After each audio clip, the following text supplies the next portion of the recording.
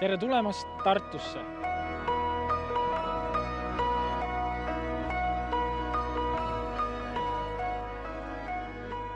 Linna, kus arvatakse, et on elatud kauem kui 10 000 aastat. Nimelt Ihastes leiti üks lõkkeplats, kus keegi oli küpsetanud kobrast. Seda paika on nimetatud linnaks juba 1000 aastat. Ja nüüd siin paigas Anne kanali ääres, Anne linnas, paistavad taamal tigutorn ja pläsku, millest kusjuures on võimalik juua. Ma tahaksin sulle rääkida linnast, ma tahaksin rääkida sulle sinu kodulinnast, isegi kui sa oled väljaspool Tartut ja sa oled tulnud, et leida midagi. Sest kas pole see mitte nii, et me otsime linnadest midagi sellist, midagi enamat, midagi, mis aitaks meil elada paremini, mingeid uusi võimalusi, suhteid, tegevusi, midagi sellist, mida meil praegu ei ole, aga mida me tahaksime leida väljaspoolt. Linnas on mingisugune elu, mida me otsime. Ja võib-olla, kui sa oled väljaspoolt Tartut väiksemast kohast, siis sa mõtled, et nüüd, täna ma loodan leida selle miski. Või kui sa oled Tartust ja suvi on algamas ja sa mõtled, mis seisab edasi, siis sa mõtled, et võiks minna kuhugi teise kohta, kuhugi, kus ma võiksin leida selle. Või kui sa oled Tallinnast või mõnest suuremast paigast, siis sa samamoodi mõtled, et see ei ole ju mingi linn. Kuskil mujal, kuskil kaugemal, kuskil suuremas kohas on see miski, mida ma otsin. Mis see on? See on miski, mis on justkui meisse pandud. See miski, mis paneb meid otsima elu, mida meil praegu ei ole. Justkui midagi erilist, midagi, mis on meie sees ja mida me oleme kutsutud otsima. Ma tahaksin sulle jutustada loo sellest, mida mina olen leidnud siin paigas ja mis on palju enamat kui 10 000 aasta vanune põletatud kobras või mina ise. Tule minuga Anne linna.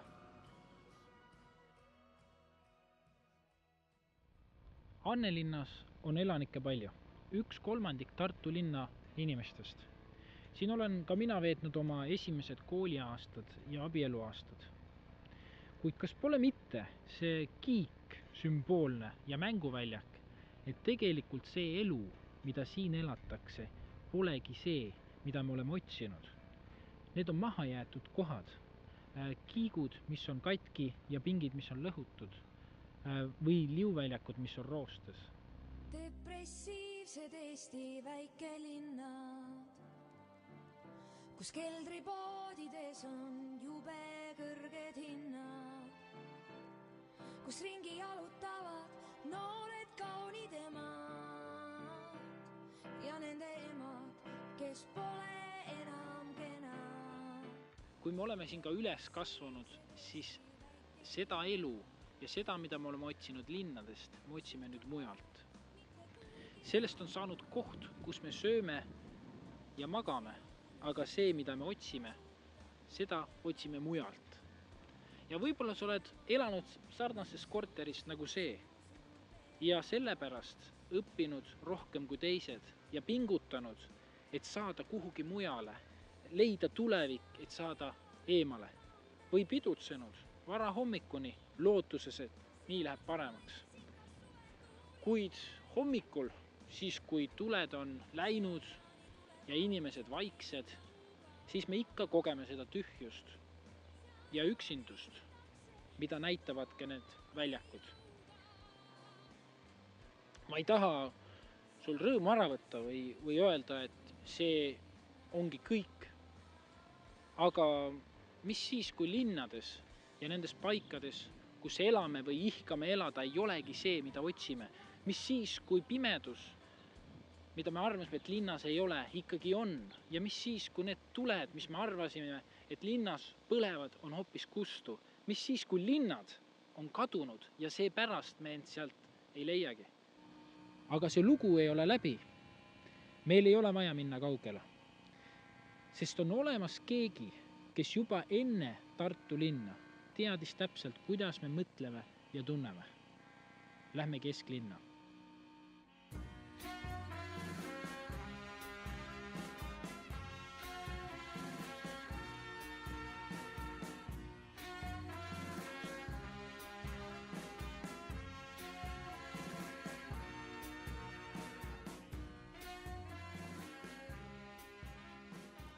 seda silda, kus juures me kutsume Ansipi sillaks.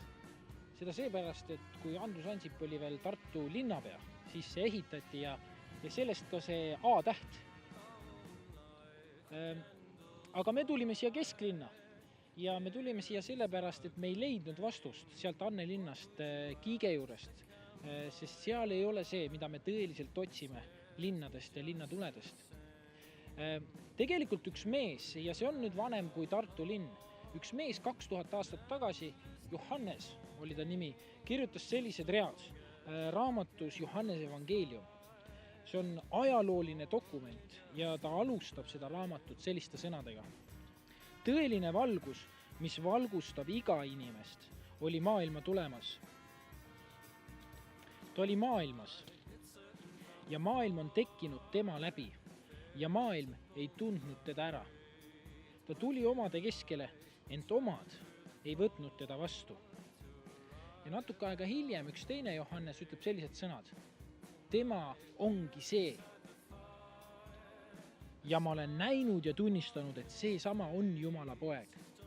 Eesti keeles me kutsume seda sama meest, keda siin nimetati valguseks, Jeesuseks.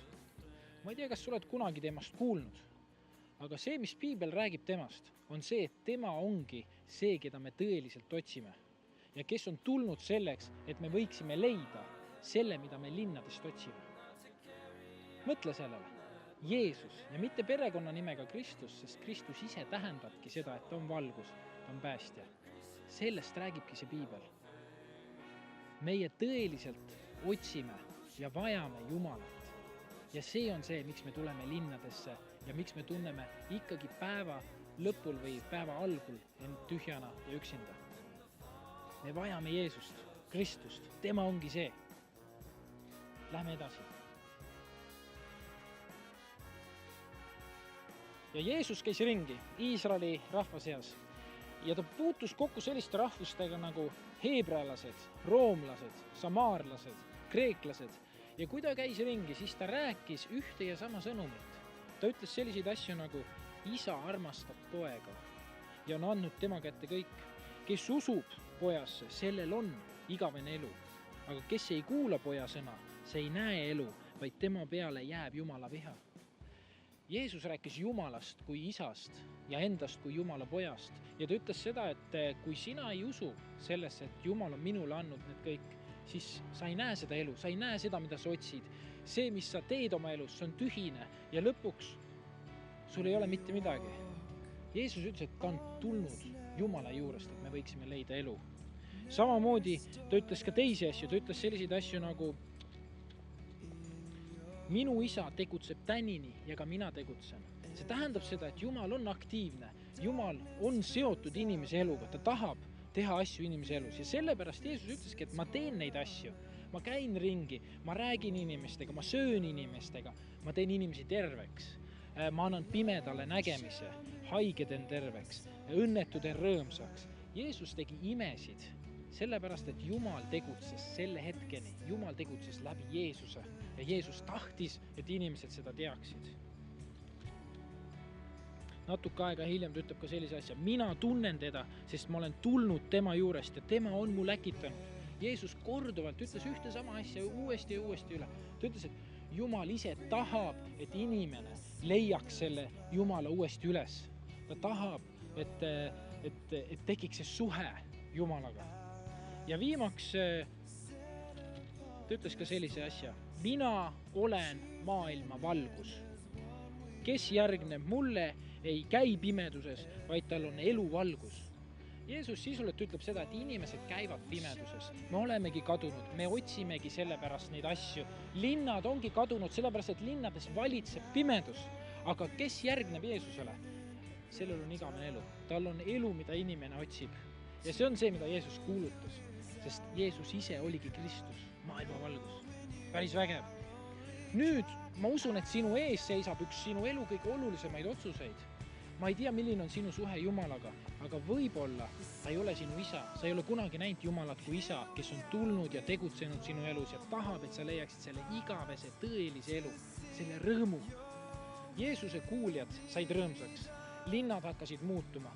tema jüngrid levisid ja tulid Euroopasse ja nad kuulutasid seda ka teistes riikides. Nii et kõik inimesed, kes kuulsid, nende elud muutusid. Täna on see sõnum tulnud siia, sinu juurde. Ja sul on võimalik teha see otsus. Mida sina hakkad Jeesusega peale? Kas sa usud, et ta on Jumala poeg? Võib-olla sa küsid, mis on sinu osa, mis sina saad teha selleks, et läheneda Jumalale? Mul on sulle viimane lugu rääkida, mida rääkis Jeesus, siis kui ta veel maa peal oli.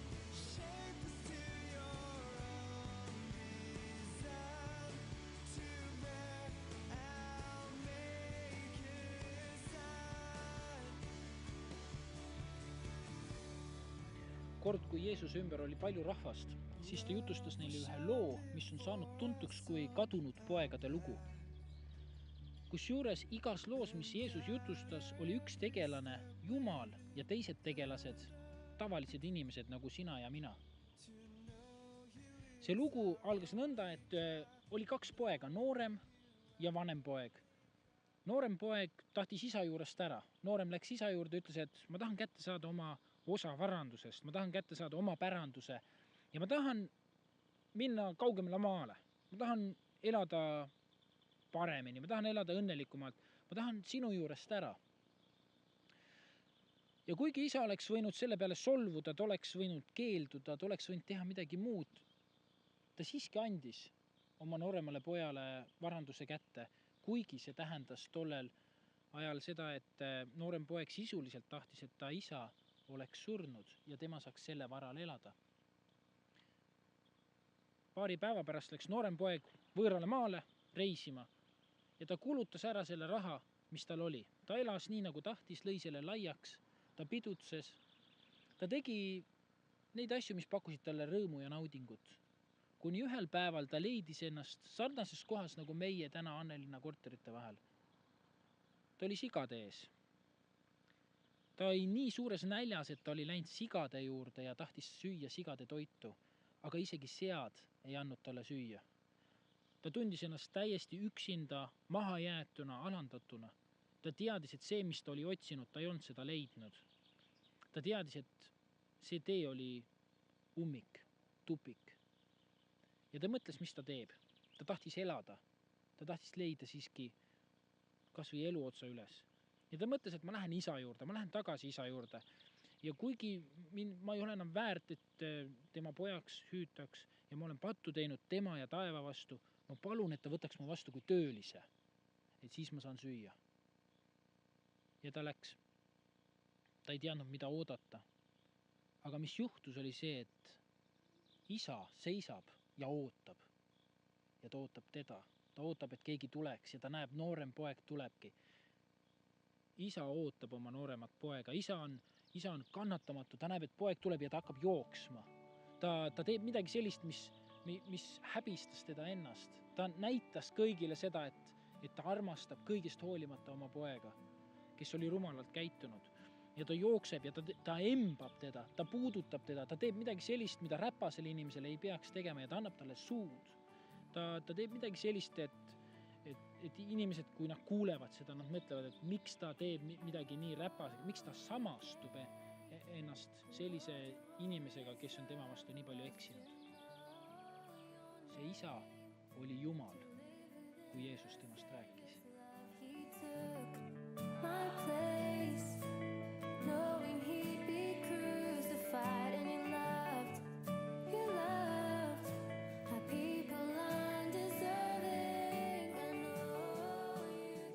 Ja isa ütleb talle, ma tahan, et sa saaksid tagasi kuue, ma tahan, et sa saaksid sõrmuse, ma tahan, et me grilliksime ühe vasika ja me paneksime maha ühe suure peo sinu pärast, sest kadunud on leitud. Ma annan sulle andeks. Ma tahan, et sa oleksid mu poeg. Poeg ei suuda seda uskuda, aga ta võtab selle vastu. Ta näeb, et isa armastab teda ja ta läheb peole. Ta võtab vastu selle sõrmuse, ta võtab vastu selle kuue ja ta läheb ja nad pidutsevad ja kogu küla on rõõmus, kõik on rõõmsad. Aga siis samal ajal on vanem poeg, teine tegelane, välja peal, ta teeb tööd, ta on alati teinud tööd, tal on raha ka kätte saadud, tal on mõnes mõttes ka kõik olemas. Ta mõtleb, et tal on olemas ka hea suhe isaga. Aga siis, kui ta kuuleb seda häält, siis ta küsib ühe sulase käest, mis toimub ja talle räägitakse, et noorem poeg on tagasi jõudnud. Ta saab vihaseks, ta ütleb, et mis mõttes, minu pärast ei ole isegi sikku grillitud ja nüüd tehakse mingi pidu noorema poja pärast, kes on selle elanud kõlvatut elu. Ta ei taha minna peole. Ta ei taha tunda rõõmu. Ta ei ole nõus oma isaga. Aga mida isa teeb, on see, et ta tuleb õue ja ta palub vanemat poega. Ta ütleb, et tule, kadunud on leitud. Surnud on saanud elavaks.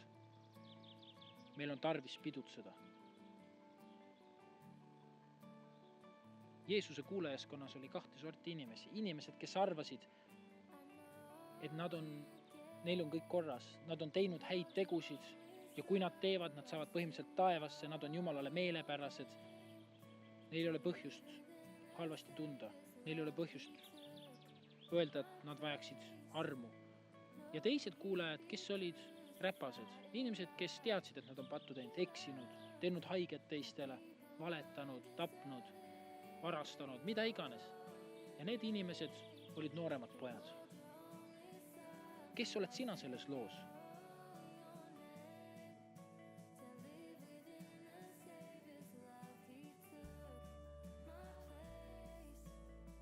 Piibel ütleb seda, et need, kes võtavad vastu Jeesuse nime, need, kes usuvad, Jeesus oligi Kristus, see valgus, mis pidi tulema maailma ja nendesse linnadesse, siis neil on õigus saada Jumala lasteks.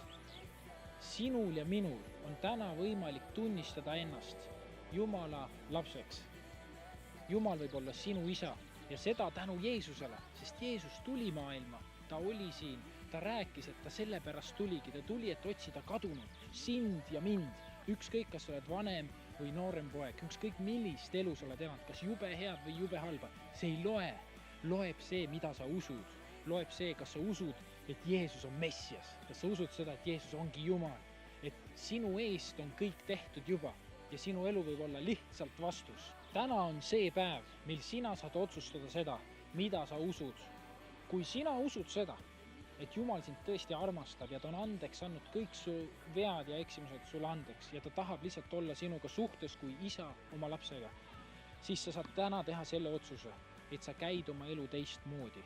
Sa pöörad enda suunda ja sa saad valida, kas sa lähed sinna, kus sa varem tahtsid minna. Kas sa teed neid häid või halbu tegusid, aga sa otsid midagi enamat ja veel ja veel ja veel. Kas sa lähed sinna linna, otsides midagi enamat. Või sa lähed sinna suunas ja sa valid selle tee koos Jumalaga, tahtis teada, mis on see plaan ja tegu, mida tema tahab, et sa teeksid, sest tema on kõik sinu eest juba teinud. Kas sa usud, et Jeesus on su issand? Kui sa seda usud, siis mine seda teed pidi ja tee neid tegusid, mis seda väljendaksid. Kohtumisel.